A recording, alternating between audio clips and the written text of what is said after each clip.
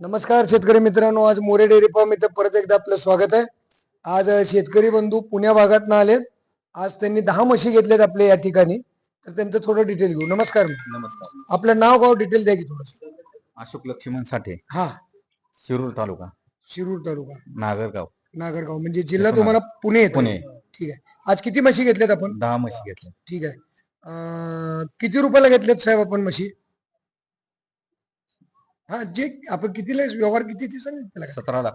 17 लाखाला post दिलेत तुम्हाला. हो. भाडं मी देणार आहे. हो. बरोबर का? तर गाडी नाही म्हणलं, तुम्ही पहिले मला कंडिशन केली की पोस्ट द्या.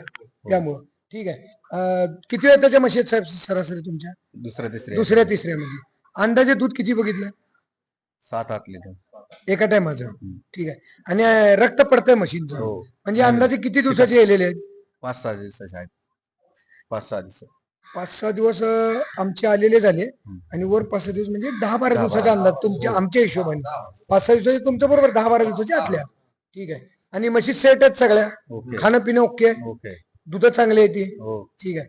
आणि तुम्ही बाहेरनं पण म्हशी आणल्या आणि बाहेर पण म्हशी बघता, हो. त्या म्हशीत ह्या म्हशीत तुम्हाला काय फरक वाटला? एक नंबर म्हशी.